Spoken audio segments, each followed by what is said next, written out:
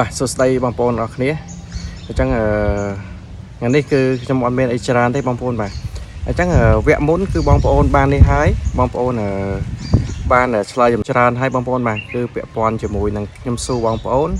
ភ្លើងត្រីហ្វាតម្លាក់ចូលត្រង់ស្ពោដើម្បីចែកចាយទៅប្រើប្រាស់តាមតំបន់តើយើងយកប្រភពណឺតមកពីណាហ្នឹងគឺឥឡូវនេះគឺបងប្អូនឆ្លើយបានច្រើនបងប្អូនចេះច្រើនមិនមែនតែនបងប្អូនបាទអញ្ចឹងក៏អរគុណបងប្អូនឬក៏បងអ្នកចេះបាទអញ្ចឹងអត់មានអីច្រើនទេបងប្អូនបាទអញ្ចឹងបងប្អូនខ្លះក៏ឆ្លើយថាជាផ្កាយណាដំណរជាផ្កាយហ្នឹងគឺយើងទៅចំណុចប្រសពមួយគឺមកប្រើប្រាស់បងប្អូនបាទអញ្ចឹងនៅក្នុង circuit ក៏បងក៏គាត់បានបញ្ជាក់ដែរអញ្ចឹងណាអញ្ចឹងបងប្អូនដៃថ្មីអីអត់ចេះអាចមើលក្នុង comment បងគាត់ឆ្លើយពិតជាត្រឹមត្រូវរបស់គាត់ហើយអញ្ចឹងភាគច្រើនគឺយើងតជាដំណរផ្កាយរបស់ត្រង់ស្ពោគឺយើងតជាដំណរផ្កាយទៅចំណុចប្រសពមួយគឺយើងស្មើ0 V បាទស្មើ0 V គឺយើងយកមកប្រើប្រាស់ប៉ុន្តែយើងគូតែបុកខ្សែដីទៅជំនួយផងដែរបាទបើយើងអត់បុកទេគឺយើង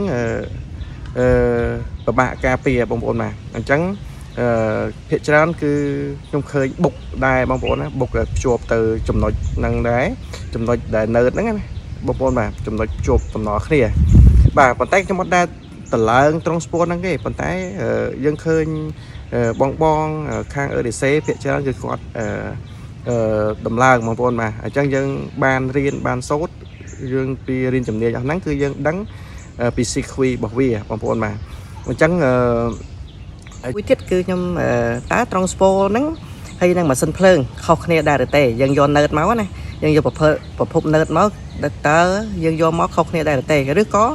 ម៉ាស៊ីនភ្លើងហ្នឹងតជាដំណរជាផ្កាយដែរឬក៏យ៉ាងណាបានយើងមានណឺតពីម៉ាស៊ីនភ្លើងប្រើបងប្អូនបាទអញ្ចឹងបងប្អូនអាចឆ្លើយសំណួរម្នាក់មួយមកដើម្បីបានចំណេះដឹងថ្មីបងប្អូនដៃថ្មីឬក៏បងអ្នកចេះមានបទពិសោធន៍អីចឹងណាអញ្ចឹងវីដេអូនេះគឺខ្ញុំមានតែប៉ុណ្្នឹងទេបាទអញ្ចឹងសូមជម្រាបលាបងប្អូនអរគុណបងប្អូន